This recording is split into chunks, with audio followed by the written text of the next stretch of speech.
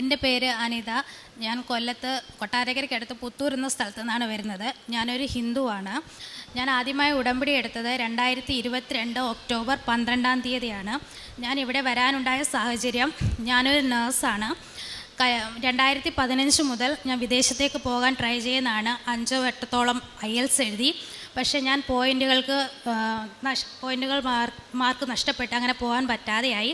അങ്ങനെ ആ സ്വപ്നം അവിടെ ഉപേക്ഷിച്ചു. അടുത്തത് ഡ്രൈവിംഗ് പഠിക്കാമെന്നുള്ള രീതിയിൽ പോയി. ഡ്രൈവിങ് ഒരു വട്ടം പോയി, പകുതി കിട്ടും പകുതി കിട്ടത്തില്ല. അങ്ങനെ 2-3 വട്ടമായി, അതും ഉപേക്ഷിച്ചു. അങ്ങനെ എല്ലാം ഉപേക്ഷിക്കപ്പെടണം എന്നുള്ള ഒരു രീതിയിലേക്ക് വന്നു. അങ്ങനെ പിന്നെ പുറത്ത് പ്രൈവറ്റ് ഹോസ്പിറ്റലിലൊന്നും ഹസ്ബൻഡ് വിടത്തില്ല, ജോലിക്ക് വിടത്തില്ല. ഹസ്ബൻഡിന് ദുബായിൽ ജോലിയുണ്ട്, അതുകൊണ്ട് ജീവിക്കാമെന്നുള്ള രീതിയായി. അതിനുശേഷം എൻ്റെ നാട്ടിലേക്ക് ചെല്ലാനോ മറ്റുള്ളവരെ ഫേസ് ചെയ്യാനോ ഒക്കെ വളരെ ബുദ്ധിമുട്ടായി. അവരെല്ലാം ചോദിക്കും, ഇത്രയും കഷ്ടപ്പെട്ട് അച്ഛനും അമ്മയും പഠിപ്പിച്ചിട്ട് ജോലിക്ക് പോകാതെ വീട്ടിലിരിക്കാനാണോ? എങ്കിൽ പിന്നെ ലോൺ എടുക്കണ്ടായിരുന്നല്ലോ, ബാങ്കിൽ പോകാം, ബാങ്ക് മാനേജർ വക ക്വസ്റ്റ്യൻ, അങ്ങനെ എല്ലാ ഭാഗത്തുനിന്നും ക്വസ്റ്റ്യൻ നേരിട്ടു. എല്ലാവരുടെയും മുമ്പിൽ തലകുനിച്ച് നിൽക്കേണ്ട അവസ്ഥയായി. അങ്ങനെ ഒടുവിൽ അവസാനം തയ്യൽ പഠിക്കാൻ ഞാൻ പോയി. എങ്കിൽ ഇപ്പം നല്ല ഒരു ബ്ലൗസ് തയ്ച്ച് കൊടുക്കുന്നതിനായാലും 10-200 രൂപ കിട്ടുമെങ്കിൽ തയ്യൽ പഠിക്കാമെന്ന് പറഞ്ഞ് തയ്യൽ പഠിക്കാൻ പോയി. ആ സമയത്താണ് കൊറോണ വരുന്നത്. കൊറോണ വന്നു, എൻ്റെ ഹസ്ബൻഡിന് കൊറോണ പിടിച്ചു. അവസാനം പുള്ളി ആ ജോലി ഉപേക്ഷിച്ച് നാട്ടിൽ വന്നു. അങ്ങനെ ഞങ്ങളുടെ മുമ്പിലുള്ള മാർഗ്ഗങ്ങളെല്ലാം അടഞ്ഞു. ഹസ്ബൻഡിന് ജോലിയില്ല, വീട്ടിൽ വേറെ ആർക്കും ജോലിയില്ല. ആ സമയത്ത് തന്നെയാണ് എൻ്റെ ഹസ്ബൻഡിൻ്റെ അച്ഛനും എൻ്റെ ഫാദറിലൊക്കെ ക്യാൻസറായി. അത് 2ാം സ്റ്റേജായിരുന്നു.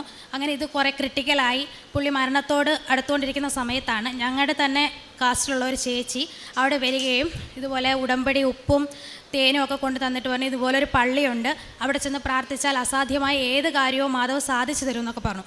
അപ്പം ഓക്കെ ശരി പോകാമെന്നായി. അങ്ങനെ അദ്ദേഹത്തിൻ്റെ മരണത്തിന് ശേഷം ഞാനും ഹസ്ബൻഡും എൻ്റെ ഇളയ കുഞ്ഞും കൂടി ഇവിടെ വന്നു, ഉടമ്പടി എടുത്തു. എൻ്റെ ആദ്യ നിയോഗമായിരുന്നു OET അല്ലെങ്കിൽ IELTS എനിക്ക് പാസ്സാകണം എന്നുള്ളത്.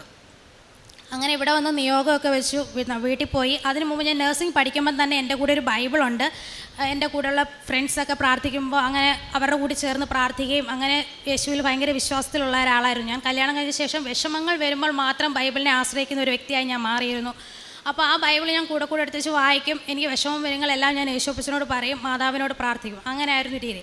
അപ്പോൾ ഇവിടെ വന്ന് ഉടമ്പടി എടുത്ത ശേഷം ബൈബിൾ വായിക്കാൻ തുടങ്ങി. അങ്ങനെ IELTS വേണോ OET വേണോ എന്നതായിരുന്നു ആദ്യത്തെ ചിന്ത. IELTS എഴുതി ഒരുപാട് വട്ടം IELTS എഴുതി പരാജയപ്പെട്ടതുകൊണ്ട് പിന്നെ IELTS എഴുതാൻ എനിക്ക് വലിയ താല്പര്യം തോന്നിയില്ല. അങ്ങനെ ഞാൻ OET തിരഞ്ഞെടുത്തു. ഓൺലൈൻ ക്ലാസ് തുടങ്ങിയപ്പം റീഡിങ്ങും ലിസണിങ്ങും എനിക്ക് ഭയങ്കര പാടായി. കാരണം വീട്ടിലിരുന്ന് പഠിക്കാൻ പറ്റത്തില്ല, കുഞ്ഞുണ്ടായതുകൊണ്ട്. അങ്ങനെ ഞാൻ ഇതിന് രണ്ടിനും വേണ്ടി ഞാൻ ഓഫ്ലൈൻ പോയി ഒരു ഇൻസ്റ്റിറ്റ്യൂട്ടിൽ ചെന്നു. അവിടെ ചെന്നപ്പോൾ ആകെ തരികയായി. അവിടെ ഒരു സാറേ ഉള്ളൂ. സാറിന് OETയെക്കുറിച്ച് വലിയ ഗ്രാഹ്യമൊന്നുമില്ല. സാറിന് ആകെ IELTS മാത്രമേ അറിയത്തുള്ളൂ. അപ്പോൾ നമുക്ക് റീഡിങ്ങൊക്കെ അതിന് കുറേ ടിപ്സും ട്രിക്സും ഒക്കെ ഉണ്ട്. ഇതൊന്നും പറഞ്ഞു തരാൻ എനിക്ക് ആളില്ല. ഞാൻ വെറുതെ രാവിലെ ചെല്ലും, എന്തൊക്കെയോ വായിക്കും, എന്തൊക്കെയോ എഴുതും, പകുതി മുക്കാലും പൊട്ടത്തെറ്റ്, അങ്ങനെയൊക്കെ. അങ്ങനെ കൂടെ പഠിച്ചിരുന്ന കുട്ടികൾ 2-3 തവണ എഴുതിയ ശേഷം അവർ കൂടെ ഇരുന്ന കുട്ടികൾ എനിക്ക് പറഞ്ഞു തന്നു, ചേച്ചി റീഡിങ്ങിന് ഇത് ചെയ്യണം, ലിസണിങ്ങിന് ഇങ്ങനെയാണ് ശ്രദ്ധിക്കേണ്ടുന്നത് എന്നൊക്കെ. എന്തായാലും ഞാൻ എക്സാമിന് ഡേറ്റ് എടുത്തു, എല്ലാം മാതാവിൽ സമർപ്പിച്ചു. ഞാൻ എക്സാം എഴുതാൻ പോയി. ഇവിടെ വന്ന് അച്ഛൻ്റെ അനുഗ്രഹം വാങ്ങിച്ചു. പോയപ്പോൾ എൻ്റെ പൊട്ട ബുദ്ധിക്ക് എനിക്ക് തോന്നി, അവിടെ ചെല്ലുമ്പോൾ IELTSന് ഭയങ്കര സ്ട്രിക്റ്റാണ്, നമ്മുടെ സെക്യൂരിറ്റി ചെക്കിംഗ് ഒക്കെ ഭയങ്കര സ്ട്രിക്റ്റാണ്. അപ്പം മാതാവിൻ്റെ കാശുരൂപം നഷ്ടപ്പെട്ടാലോ എന്ന് കരുതി ഞാൻ കാശുരൂപം കൊണ്ടുപോയില്ല. എന്നിട്ട് അവിടെ ചെന്ന് പത്രം അവിടെ ഇരുന്ന എക്സാമിന് എഴുതുന്നതിന് പിള്ളേർക്കെല്ലാം കൊടുത്തു കഴിഞ്ഞ ശേഷം ഞാൻ അകത്ത് കയറി പ്രാർത്ഥിച്ചു, പരീക്ഷ എഴുതി. എനിക്ക് ഏറ്റവും കൂടുതൽ പേടി സ്പീക്കിംഗ് ആയിരുന്നു. കാരണം സ്പീക്കിങ്ങിൽ നമ്മളൊരാളുടെ മുമ്പിൽ നമ്മൾ അഭിമുഖീകരിച്ച് പറയുമ്പോൾ നമുക്ക് തെറ്റ് വരുമ്പോൾ അവർക്ക് മനസ്സിലാവുമല്ലോ എന്നൊരു ചിന്തയായിരുന്നു. ബാക്കിയൊന്നും ഞാൻ അത്ര വലിയ ടെൻഷൻ അടിച്ചില്ല, കാരണം അവരെ പേപ്പർ നമ്മുടെ മുഖം കാണുന്നില്ലല്ലോ. അങ്ങനെ സ്പീക്കിങ്ങിനെ കുറിച്ചായിരുന്നു എനിക്ക് IELTS എഴുതുമ്പോൾ ഏറ്റവും കൂടുതൽ പോകുന്നത് സ്പീക്കിംഗ് ആയതുകൊണ്ട് ഞാൻ സ്പീക്കിങ്ങിനായിരുന്നു കൂടുതൽ പ്രാർത്ഥിച്ചതും ശ്രദ്ധ കൊടുത്തതും. കാരണം എനിക്കത് പോകുമെന്നുള്ള കാര്യം എനിക്ക് ഏകദേശം ഉറപ്പായി. അങ്ങനെ എക്സാം കഴിഞ്ഞു. എനിക്ക് 5 മണിക്കായിരുന്നു സ്പീക്കിങ്. അതുവരെ ഞാൻ ഇവിടുന്ന് വിശ്വാസപ്രമാണം ചൊല്ലി. സ്പീക്കിങ്ങിന് ഏറ്റവും ലാസ്റ്റിൽ വിളിച്ച കാൻഡിഡേറ്റ് ഞാനായിരുന്നു. ഞാൻ സ്പീക്കിങ്ങിന് ചെന്നു. ഞാൻ ഒരു ലേഡിയെ തന്നെ കിട്ടണമേ എന്ന് പ്രാർത്ഥിച്ചു. എൻ്റെ ഫ്രണ്ടിൽ ഒരു ലേഡി തന്നെ ആയിരുന്നു വന്നത്. ഞാൻ സംസാരിച്ചു തുടങ്ങി. ആദ്യത്തെ മൊഡ്യൂൾ സംസാരിച്ച് കഴിഞ്ഞ ശേഷവും എനിക്ക് സമയം ബാക്കിയായി. എന്നോട് പറഞ്ഞു ബാക്കി പറ എന്ന് എന്നോട് പറഞ്ഞു. പക്ഷേ എനിക്ക് സംസാരിക്കാൻ ഒന്നുമില്ല. 2ാമത്തെ മൊഡ്യൂളും അതേ സ്റ്റേജിലായി. അവസാനം ഞാൻ എക്സാം എഴുതി വന്നപ്പോൾ പിള്ളേർ പറഞ്ഞു, ചേച്ചി ഇത്രയും സമയം ലാഗ് വന്നെങ്കിൽ ചേച്ചിക്ക് കിട്ടത്തില്ല, ചേച്ചി പ്രതീക്ഷിക്കേണ്ടെന്ന് പറഞ്ഞു. ഞാൻ പറഞ്ഞു, മാതാവ് തരുവാണെങ്കിൽ തരട്ടെ, അല്ലാതെ ഞാൻ എൻ്റെ കഴിവ് കൊണ്ട് എന്തായാലും നേടാൻ പറ്റില്ല. അതിനു മുമ്പ് എന്നോട് എക്സാമിന് പോകുന്നതിന് മുമ്പ് പിള്ളേർ പറഞ്ഞു നന്നായിട്ട് ഡ്രസ്സ് ചെയ്തിട്ട് പോകണം, നന്നായിട്ട് മേക്കപ്പ് ഒക്കെ ഇട്ടിട്ട് പോകണം, നമ്മുടെ ഇമ്പ്രഷനാണ് അവർക്ക് ഏറ്റവും കൂടുതൽ വേണം. ഞാൻ പറഞ്ഞു എൻ്റെ ഒരു ഇമ്പ്രഷനും കൊണ്ട് എനിക്ക് വേണ്ട, എനിക്ക് മാതാവ് തരുന്നെങ്കിൽ മാത്രം ഞാൻ സ്വീകരിക്കും. കാരണം എൻ്റെ കഴിവ് കൊണ്ട് ആയിരുന്നെങ്കിൽ എനിക്ക് എന്നേ കിട്ടിയേനെ, അതുകൊണ്ട് എനിക്ക് മാതാവ് തരുന്നതാണെങ്കിൽ മാത്രമേ എനിക്ക് കിട്ടത്തുള്ളൂ എന്നുള്ള വിശ്വാസത്തിൽ തന്നെയാണ് പോയത്. റിസൾട്ട് വന്നു, എനിക്ക് സ്പീക്കിങ്ങിന് ഹൈ മാർക്കായി, ബാക്കി റീഡിങ്ങിനും ലിസണിങ്ങിനും പോയി, റൈറ്റിങ്ങിനും നല്ല മാർക്കോടെ കിട്ടി. അപ്പം ഞാൻ വിചാരിച്ചു എൻ്റെ ഹസ്ബൻഡ് പറയും ഇനി എഴുതണ്ട, നിന്നെ കൊണ്ട് ഒക്കത്തില്ല, പോയി എന്ന് വിചാരിക്കുക പറഞ്ഞു. അതിനോട് ഒരു കാര്യം ചെയ്തു, നീ ഒന്നുകൂടെ എഴുതിക്കോ, കുഴപ്പമില്ല എന്ന് പറഞ്ഞു. അങ്ങനെ രണ്ടാമത്തെ വട്ടം ഞാനിവിടെ വന്നു, അച്ഛനെ കണ്ടു, ഡേറ്റ് എടുത്തിട്ട് അച്ഛനെ കണ്ടു, പ്രാർത്ഥിച്ചപ്പോൾ അച്ഛൻ എൻ്റെ മുമ്പിൽ വന്നിരുന്നപ്പോൾ ഞാൻ അദ്ദേഹത്തിൻ്റെ ലോഹയിൽ തൊട്ടിട്ട് ഞാൻ പറഞ്ഞു, യേശുപ്പച്ചൻ്റെ നടന്നു പോകുന്ന വഴിയിൽ നമ്മൾ ബൈബിൾ വായിച്ചിട്ടുണ്ട്, ആ തിരുവസ്ത്രത്തിൽ തൊട്ടപ്പോൾ രക്തസ്രാവമുള്ള സ്ത്രീയുടെ രക്തസ്രാവം നിന്നതായിട്ട് ഞാൻ വായിച്ചിട്ടുണ്ട്. അതുപോലെ മാതാവേ, എനിക്ക് ഈ പ്രാവശ്യം കൊണ്ട് ഇനി ഞാൻ OET എഴുതത്തില്ല, ഇതുകൊണ്ട് എനിക്ക് തരണമേ എന്ന് പറഞ്ഞു. ഞാൻ പോയി എന്താണ് എഴുതിയെന്നോ എന്ത് പാസേജാണ് ഞാൻ വായിച്ചതെന്നോ ഒന്നും എനിക്ക് അറിഞ്ഞുകൂടാ, എനിക്കൊന്നും മനസ്സിലായില്ല. ഞാൻ എഴുതുമ്പോഴെല്ലാം ഞാനൊരു ഷാർപ്പൺ ചെയ്യാത്ത പെൻസിലോ മാതാവിൻ്റെ വിശുദ്ധ തൈലം കൊണ്ടുപോയി അതെല്ലാ പേപ്പറിലും ക്വസ്റ്റ്യനിലും ഞാൻ പെരട്ടി പറഞ്ഞു, ഞാൻ നിന്നെ ഏൽപ്പിക്കുക, നീ എനിക്ക് 350 മാർക്ക് തന്നാൽ മതി, വേറെ ഒന്നും ഞാൻ ആഗ്രഹിക്കുന്നില്ല എന്ന് പറഞ്ഞു. റിസൾട്ട് വന്നു, എനിക്ക് 360 മാർക്ക് രണ്ടിനും തന്ന് മാതാവിനെ വിജയിപ്പിച്ചു.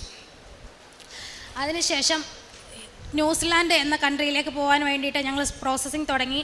ഓരോരോ സ്റ്റേജുകൾ ഇങ്ങനെ നടന്നുകൊണ്ടിരുന്നു. അപ്പോൾ ഞങ്ങൾക്ക് കോളേജിൽ നിന്ന് കുറേ സർട്ടിഫിക്കറ്റ്സ് വാങ്ങിക്കണമായിരുന്നു. അപ്പോൾ അതിനുവേണ്ടി ഞാൻ ഹസ്ബൻഡും കോളേജിൽ പോയി. ഞാൻ ആന്ധ്രാപ്രദേശിലാണ് പഠിച്ചത്. ഞങ്ങൾക്ക് ടിക്കറ്റ് റിസർവായി, ഞങ്ങൾ പോയി അവിടെ ചെന്ന് എല്ലാം കഴിഞ്ഞു. തിരിച്ചിങ്ങോട്ട് വരുമ്പോൾ അത് RAC ആയിരുന്നു, അതുകൊണ്ട് ഓക്കെ ഇതാവുമെന്ന് പറഞ്ഞു, റിസർവേഷൻ ആവുമെന്ന് പറഞ്ഞു. ഞങ്ങൾ അവിടെ നിന്ന് ഓട്ടോയിൽ കയറി റെയിൽവേ സ്റ്റേഷനിലേക്ക് വന്നപ്പോൾ മെസ്സേജ് വന്നു ടിക്കറ്റ് ക്യാൻസലായി പോയിന്ന്. അപ്പോൾ എന്നോട് പേടിക്കേണ്ട, നമുക്ക് അവിടെ ചെന്നിട്ട് ടിക്കറ്റ് എടുത്ത് കയറാം, എന്നിട്ട് TTRനെയും കൊണ്ട് നമുക്ക് ടിക്കറ്റ് ആക്കാമെന്ന് പറഞ്ഞു, AC ടിക്കറ്റ് ആക്കാമെന്ന് പറഞ്ഞു. അങ്ങനെ ഞങ്ങൾ അവിടെ വന്ന് കയറി ടിക്കറ്റും എടുത്ത് ട്രെയിനിൽ കയറിയപ്പോൾ ഒരു സീറ്റ് പോലും ഒഴിവില്ല. TTR പറഞ്ഞു ഒരു രക്ഷയില്ല. ഏകദേശം 8 മണിയായിരുന്നു രാത്രി. അപ്പം ഞങ്ങൾ അടുത്ത സ്റ്റേഷനിൽ ഇറങ്ങേണ്ടി വന്നു. അവിടുന്ന് ട്രെയിൻ പിന്നെ 11 മണിക്കേ ഉള്ളൂ രാത്രി. ആ ട്രെയിനിലാണെങ്കിൽ ഒറീസയിൽ നിന്ന് വരുന്ന ട്രെയിൻ, അതിനകത്ത് 1 ഇഞ്ച് സ്ഥലമില്ല, ഒരു രക്ഷയില്ല കയറാൻ പോലും. റിസർവേഷൻ കമ്പാർട്ട്മെൻറ്റിലും ഇല്ല, AC-യിലും ഇല്ല. അങ്ങനെ ഞങ്ങൾ ആകെ വിഷമിച്ചു. രാത്രി 1 മണിയായി. ഭാഷ എനിക്ക് പണ്ട് അറിയാമായിരുന്നെങ്കിലും കുറേ വർഷങ്ങളായതുകൊണ്ട് ടച്ച് എല്ലാം വിട്ടുപോയി. ഒരു രക്ഷയില്ല, ഇങ്ങോട്ടും പോകാൻ. ഞങ്ങൾ രണ്ടുപേരും റെയിൽവേ സ്റ്റേഷനിൽ ഇരിക്കുക. ഞാൻ ബൈബിൾ എടുത്ത് വെച്ച് വായിച്ചു. ഞാൻ OET പ്രിപ്പയർ ചെയ്ത് തുടങ്ങിയപ്പോൾ മുതൽ എന്നും രാവിലെ വിശ്വാസപ്രമാണം ഞാൻ എൻ്റെ ഡയറിയിൽ എഴുതി വെച്ചിട്ടാണ് ഞാൻ പഠിക്കാൻ തുടങ്ങുന്നത്. വീണ്ടും ഞാൻ വിശ്വാസപ്രമാണം എഴുതി. ഞാൻ പറഞ്ഞു ഞാൻ മാതാവിൻ്റെ ഉപ്പും കൊണ്ട് കയറുക. എനിക്ക് മദ്രാസ് വരെ മദ്രാസ് വരെയുള്ള ട്രെയിനാണത്. അവിടുന്ന് ഞങ്ങൾക്ക് കൺഫേം ടിക്കറ്റ് ഉണ്ട്. അതുവരെ എനിക്ക് ഇരുന്ന് പോകാനുള്ള ഒരു സീറ്റ്, ഞങ്ങൾക്ക് 2 പേർ കൂടെ ഒരൊറ്റ സീറ്റ് ഇരുന്ന് പോകാൻ മാതാവ് തന്നാൽ മതി എന്ന് പറഞ്ഞു. 1 മണിയായപ്പോൾ അടുത്ത ട്രെയിൻ വന്നു. എന്തുമായാലും രണ്ടും കൽപ്പിച്ച് മാതാവിൻ്റെ ഉപ്പും തൈലവും കാശുരൂപവും മുറുക്കെ പിടിച്ചുകൊണ്ട് ഞാനത് കയറി. ഉപ്പ് ഞാൻ ട്രെയിനിൻ്റെ ഒരു സൈഡിലേക്ക് ഇട്ടു, ആരും ചവിട്ടാത്തൊരു ഭാഗത്തേക്ക് ഇട്ടു. ചെന്ന് കയറി ഒരു സീറ്റിലിരുന്നു. ഒരാൾ കിടക്കുന്ന സീറ്റിൻ്റെ സൈഡിലിരുന്നു. അപ്പോൾ TTR വന്നു, ഒരു രക്ഷയില്ല, ഒരു സീറ്റ് പോലും ഇല്ല. ഇതിന് മുമ്പുള്ള ട്രെയിനിലെ TTR പറഞ്ഞു നിങ്ങൾ ഏതെങ്കിലും ഒരു പാസഞ്ചർ നിങ്ങളെ ഇരിക്കാൻ സമ്മതിക്കുകയാണെങ്കിൽ ഞാൻ ടിക്കറ്റ് ഫൈനോടെ തരാമെന്ന് പറഞ്ഞു. ഇത് TTR പറഞ്ഞു ഒരു സീറ്റും ഇല്ല, ഒരു രക്ഷയില്ല, നിങ്ങൾ എവിടെയെങ്കിലും ഇരുന്നോ, ഞാൻ നിങ്ങളെ ക്വസ്റ്റ്യൻ ചെയ്യാൻ വരില്ല എന്ന് മാത്രം പറഞ്ഞു. ഞാൻ നോക്കിയപ്പോൾ എൻ്റെ അപ്പർ ബർത്തിൽ ഒരാൾ കിടക്കുന്നതായിട്ട് തോന്നില്ല, പക്ഷേ ഷീറ്റെല്ലാം വിരിച്ചിട്ടിട്ടുണ്ട്. ഞാൻ മാതാവേ ആ സീറ്റ് ഞങ്ങൾക്കുള്ളതായിരിക്കണേ എന്ന് പ്രാർത്ഥിച്ചു. കുറേ നേരമായി, 1 മണിക്കൂറോളം ഞാൻ ആ സീറ്റിലിരുന്നു. പക്ഷേ ആരും മുകളിലത്തെ അപ്പറിൽ ആരും വന്നില്ല. അപ്പം ഹസ്ബൻഡ് ഫൈൻ അടച്ച് ടിക്കറ്റ് എടുത്തു. അതിൻ്റെ ഞാൻ പറഞ്ഞു ആ സീറ്റിൽ ആരുമില്ല, ഇതുവരെ ബാത്റൂമിൽ പോയ ആളാണെങ്കിൽ പോലും തിരിച്ചു വരേണ്ട സമയം കഴിഞ്ഞു, നമുക്ക് അവിടെ നോക്കാം, മാതാവ് നമുക്ക് തന്ന സീറ്റാന്ന് പറഞ്ഞു. അങ്ങനെ ഞങ്ങൾ രണ്ടുപേരും അവിടെ കയറി ആ ഒരു ബെർത്തിൽ കിടന്നു. ഇത്രയും നാൾ ട്രെയിനിൽ യാത്ര ചെയ്തതിൽ ഏറ്റവും നല്ല ട്രെയിൻ യാത്രയായിരുന്നു മാതാവ് എനിക്ക് അന്ന് തന്നത്. അത് കഴിഞ്ഞ് രാവിലെ ആരാണെന്നോ നിങ്ങൾ എവിടെ നിന്ന് വന്നതാണെന്നോ പോലും പാസഞ്ചേഴ്സ് പോലും ഞങ്ങളോട് ചോദിച്ചില്ല. അങ്ങനെ ഞങ്ങൾ മദ്രാസ് വരെ സുഖമായി എത്തി. പിന്നീട് ഞങ്ങൾ ഓരോ പ്രോസസ്സും വളരെ താമസിച്ചായിരുന്നു. അപ്പോൾ എല്ലാവരും എന്നെ കുറ്റപ്പെടുത്താൻ തുടങ്ങി, നീ ഇവിടെ വെങ്ങും പള്ളിയില്ലാഞ്ഞിട്ട് ആലപ്പുഴ വരെ പള്ളി വരെ പോയി മാതാവിൻ്റെ ഇതൊക്കെ എടുത്തിട്ട് എന്താ ഇത്ര താമസിക്കുന്നത്, എല്ലാവരും നിൻ്റെ കൂടെ ഉള്ളവരെല്ലാം കയറിപ്പോയല്ലോ. ഞാൻ പറഞ്ഞു മാതാവിന് സമയമായില്ല, മാതാവിന് സമയമാകുമ്പോൾ എൻ്റെ സമയമാകുമ്പോൾ മാതാവ് എനിക്ക് തരും, അതെനിക്ക് വിശ്വാസം ഉണ്ടെന്ന് പറഞ്ഞു. എന്നിട്ട് ഞാൻ മാതാവിനോട് കാര്യം പറഞ്ഞു, എൻ്റെ പേരിൽ മാതാവിൻ്റെ പേര് കളങ്കപ്പെടാൻ ഇടയാവരുത് എന്ന് മാത്രം ഞാൻ പറഞ്ഞു. എന്നിട്ട് ലാസ്റ്റിൽ ഞാൻ മാതാവിനോട് പറഞ്ഞു, ഇവിടുത്തെ ജപമാല റാലി, കഴിഞ്ഞ വർഷത്തെ ജപമാല റാലി, അതിന് മുമ്പ് എനിക്ക് CGFNS ക്ലിയർ ആയി എന്നൊരു അടയാളം തരണം എന്ന് പറഞ്ഞു. കൃത്യം 5 ദിവസം മുമ്പ് ഒക്ടോബർ 26-ാം തീയതി ആയിരുന്നു ഇവിടെ ജപമാല റാലി. 20-ാം തീയതി എനിക്ക് നോട്ടിഫിക്കേഷൻ വന്നു, എൻ്റെ CGFNS ക്ലിയറായി. അതിനുശേഷം ന്യൂസിലാൻഡ് പ്രോസസ് രജിസ്ട്രേഷനായി. അങ്ങനെ ഈ ഒക്ടോബർ 3-ാം തീയതി ഞാൻ ന്യൂസിലാൻഡിന് പോവുകയാണ്. അതിനുമുമ്പ് മാതാവ് എനിക്ക് 13 എന്നൊരു ഡേറ്റ് തന്നു. ഞാൻ ലാസ്റ്റ് എക്സാം എഴുതിയത് ഒക്ടോബർ 13 അപ്പം 13 എനിക്കൊരു ഡേറ്റ് തന്നു. അപ്പോൾ ഇത് ഈ 13 എന്തെങ്കിലും അത്ഭുതം സംഭവിക്കുന്നെങ്കിൽ അച്ഛൻ്റെ ടോക്കിൽ എപ്പോഴും കേൾക്കുമല്ലോ. അപ്പോൾ ഞാനിങ്ങനെ പ്രതീക്ഷിക്കുന്നു ആ ഡേറ്റിൽ എന്തെങ്കിലും സംഭവിക്കുന്നു. പക്ഷേ ഒന്നും സംഭവിച്ചില്ല. ഒക്ടോബർ 21 എനിക്ക് ക്ലാസ്സിന് കയറേണ്ടുന്ന ഡേറ്റ് വന്നു. അപ്പോൾ ഞാൻ പറഞ്ഞു, മാതാവ് എന്നെ വെറുതെ കാണിച്ചതാണോ 13 ഡേറ്റ് എന്നായി ഞാൻ. അവസാനം എനിക്ക് 10-ാം മാസം 3 എന്ന ഡേറ്റ് തന്ന് 13 എന്ന വാക്ക് മാതാവ് എന്നോട് പാലിച്ചു. ഇതാണ് എൻ്റെ ഏറ്റവും വലിയ സാക്ഷ്യം. രണ്ടാമത്തത്, എൻ്റെ കുഞ്ഞിന് 1.5 വയസ്സായിരിക്കുമ്പോൾ അവൾ നല്ല ഉയരത്തിൽ നിന്ന് ഒരു കട്ടിലിൻ്റെ മുകളിൽ നിന്ന് താഴേക്ക് വീണു. മുഖം ഇടിച്ചാണ് വീണത്. അപ്പം കുഞ്ഞ് കരയുന്നുണ്ട് ഉള്ളിൽ, പക്ഷേ കരച്ചിൽ വെളിയിൽ വരുന്നില്ല, ആരോടും റെസ്പോണ്ട് ചെയ്യുന്നില്ല, ഒരു മയങ്ങിയ ഒരവസ്ഥയിലേക്ക് ഇരിക്കുന്നു. പക്ഷേ കുഞ്ഞിൻ്റെ മുഖത്തൊന്നും ഒരു പാടുമില്ല, ഒരു രക്ഷയില്ല. അവസാനം ഹോസ്പിറ്റലിൽ കൊണ്ടുപോകണം എന്നുള്ള അവസ്ഥ വന്നപ്പോൾ അവൾക്ക് മാതാവിനെ ഭയങ്കര വിശ്വാസം. 1.5 വയസ്സേ ഉള്ളെങ്കിൽ എപ്പോഴും മാതാവിൻ്റെ അടുത്ത് വന്ന് തൊഴുകയും തേൻ കുടിക്കുക. അപ്പം ഞാൻ വിചാരിച്ചു തേനായതുകൊണ്ട് മധുരം ഉള്ളതുകൊണ്ടാണ് എനിക്ക് കുഞ്ഞ് ഇഷ്ടപ്പെടുന്നതെന്ന് വിചാരിച്ചു. അപ്പോൾ തേൻ അവൾ കഴിക്കുകയൊക്കെ ചെയ്യും. അന്നേരം നോക്കിയപ്പോൾ അവിടെ അതൊരു കല്യാണ വീടായിരുന്നു. അപ്പോൾ എൻ്റെ കയ്യിൽ തൈലോ ഒന്നുമില്ല. അപ്പോൾ ഞാൻ നോക്കിയപ്പോൾ ഒരു കലണ്ടറിൽ യേശുപ്പച്ചൻ്റെ ഒരു ഫോട്ടോയുണ്ട്. ഞാൻ അന്നേരം കുഞ്ഞിൻ്റെ കൈ എടുത്ത് അതിൽ തൊട്ടിട്ട് പറഞ്ഞു, ഇത് മോടെ മാതാവാ, ഇപ്പം മോടെ അസുഖം ഭേദമാവുമെന്ന് പറഞ്ഞു. അത് കഴിഞ്ഞ് ഞാൻ കുഞ്ഞിനെയും കൊണ്ട് കട്ടിലേ വന്ന് ഇരുന്നു. അന്ന് അവളെൻ്റെ മുഖത്ത് നോക്കി ചിരിച്ചു. പെട്ടെന്ന് കുഞ്ഞിൻ്റെ വലതുഭാഗത്തായിട്ട് ഒരു നിഴലിപ്പ് പോലെ വന്നു. ഞാനത് തടവി. അങ്ങനെ അവൾക്ക് പൂർണ്ണ സൗഖ്യം കിട്ടി. മാതാവ് കൊടുത്ത വലിയ സൗഖ്യമായിട്ട് ഞാൻ കരുതുന്നു. അല്ല, ആ സ്റ്റേജിൽ കുഞ്ഞിനെ ഹോസ്പിറ്റലിൽ കൊണ്ടുപോയിരുന്നെങ്കിൽ അവളെ ICUവിൽ അഡ്മിറ്റ് ആക്കിയതിനെ, വളരെ കോംപ്ലിക്കേറ്റഡ് ആയിട്ട് അത് മാറിയേനെ. അതുപോലെ ഞാൻ ചെയ്യുന്ന കാരുണ്യ പ്രവർത്തികൾ എന്ന് വെച്ചാൽ അതുപോലെ എൻ്റെ ആങ്ങളയുടെ വൈഫിന് നോർമൽ ഡെലിവറി പറഞ്ഞു. ലാസ്റ്റ് ഡേറ്റായി, ഹോസ്പിറ്റലിൽ അഡ്മിറ്റായി. അന്ന് സ്കാൻ ചെയ്തപ്പോൾ ഡോക്ടർ പറഞ്ഞു കുഞ്ഞിൻ്റെ തലയിലോട്ടുള്ള രക്തയോട്ടം കുറവാണ്, സിസേറിയൻ ചെയ്തേ പറ്റത്തുള്ളൂ, സിസേറിയൻ ചെയ്ത് എടുക്കുമ്പോഴേ കുഞ്ഞിൻ്റെ അവസ്ഥ എന്താണെന്ന് അറിയത്തുള്ളൂ എന്ന് പറഞ്ഞു. പിറ്റേന്നത്തേക്ക് സിസേറിയൻ ഓപ്പറേഷൻ ഫിക്സ് ചെയ്തു. അപ്പോൾ എനിക്ക് അവിടെ ഇരുന്നൊരു സമാധാനമില്ല. ഞാൻ രാത്രിയിൽ അവളെ കാണാൻ പോയി. കാണാൻ ചെന്നിട്ട് ഉടമ്പടി തൈലം അവളുടെ വയറ്റിൽ തേച്ച് പ്രാർത്ഥിച്ചു. നീ ഒന്നുകൊണ്ടും വിഷമിക്കേണ്ട, ഒരു കുഞ്ഞിനൊരു ആപത്തും വരാതെ ഒരു ആൺകുഞ്ഞിനെ നിനക്ക് തരും എന്ന് പറഞ്ഞ് ഞാൻ ഇവിടെ വന്നു. അവളുടെ അടുത്ത് നിൽക്കേണ്ടെന്ന് ഞാൻ ഇവിടെ വന്ന് മാതാവിനോട് പറഞ്ഞു, മാതാവ് ഞാൻ ഉടമ്പടി പുതുക്കാൻ പോവാം. ഞാൻ ഉടമ്പടി പുതുക്കിയിട്ട് വരുമ്പോൾ എനിക്ക് നല്ലൊരു വാർത്ത കേൾക്കണം, എന്നെ നീ സങ്കടപ്പെടുത്തരുതേ എന്ന് പറഞ്ഞ് ഞാൻ ഇവിടെ നിന്ന് പോയി. ഉടമ്പടി പുതുക്കിയിട്ട് ഇവിടെ വന്നപ്പോൾ എന്നെ ഹോസ്പിറ്റലിൽ നിന്ന് വിളിച്ചു. കുഞ്ഞിന് ഒരു കുഴപ്പമില്ല, ഒരു ആൺകുഞ്ഞിനെ നൽകി മാതാവ് അനുഗ്രഹിച്ചു. പിന്നീട് ഞാൻ പത്രം കൊടുക്കുന്നു. ഇവിടുന്ന് പത്രം വാങ്ങിച്ചുകൊണ്ട് പോയി. ഞാൻ ആദ്യം ഹോസ്പിറ്റലിലായിരുന്നു കൊടുത്തുകൊണ്ടിരുന്നത്. അപ്പോൾ ഞാൻ നോക്കുമ്പോൾ 2, 3, 4 പത്രങ്ങൾ വീതം ഗവൺമെൻറ് ഹോസ്പിറ്റലിലെ രോഗികളുടെ അടുത്തിരിക്കുന്നു. അവർ വായിക്കുന്നുണ്ടോ എന്ന് പോലും അറിയത്തില്ല. ഇനിയും കിട്ടിയാൽ അവർ വാങ്ങിച്ച് അവിടെ വെക്കുകയാണ്. അപ്പോൾ എനിക്കതിലൊരു അസംതൃപ്തി തോന്നി. എന്തിനാ ഇങ്ങനെ ഒരുപാട് പത്രം വാങ്ങിക്കുന്നത്? ഒരു പത്രം വാങ്ങിച്ച് അവർക്ക് ഉപകാരമുണ്ടെങ്കിൽ അത് വാങ്ങിച്ച് വെച്ചാൽ പോരെയെന്ന് തോന്നി. അതുകൊണ്ട് ഞാൻ ഹോസ്പിറ്റലിൽ നിർത്തി. ഞാൻ കാഷ്യൂ ഫാക്ടറികളിൽ വൈകുന്നേരം അവർ 5 മണിക്ക് അവരെ വിടുന്ന സമയത്ത് അവിടെ പോയി നിന്ന് എൻ്റെ കയ്യിലിരിക്കുന്ന പത്രം മുഴുവൻ ഞാൻ അവർക്ക് കൊടുക്കാൻ തുടങ്ങി. അങ്ങനെ ഒരു സ്ഥലത്ത് തന്നെ പോലെ പല സ്ഥലങ്ങളിൽ പോയി ഞാൻ അവർക്ക് പത്രം കൊടുക്കും.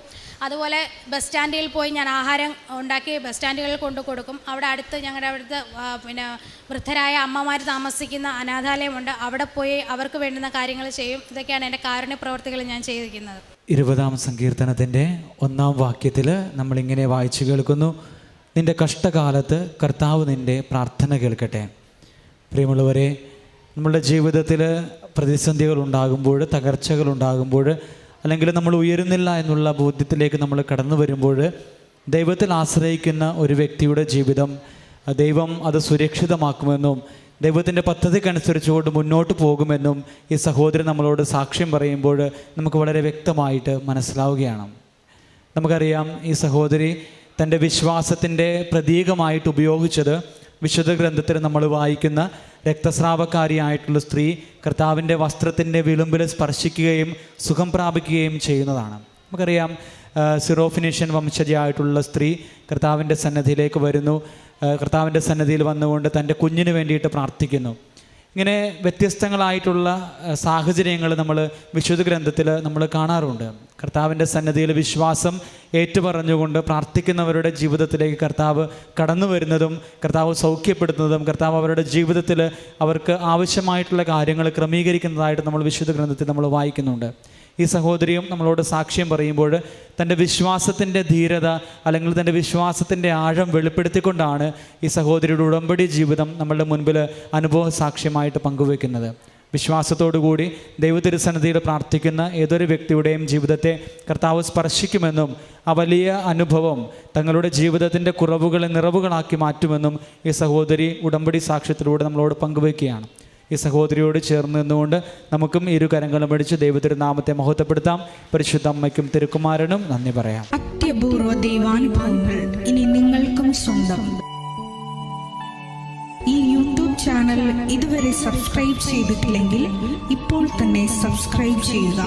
ഈ വീഡിയോ ഇപ്പോൾ തന്നെ നിങ്ങളുടെ സുഹൃത്തുക്കൾക്ക് ഷെയർ ചെയ്തുകൊണ്ട് കർത്താവിൻ്റെ പ്രേക്ഷിതരാകുക.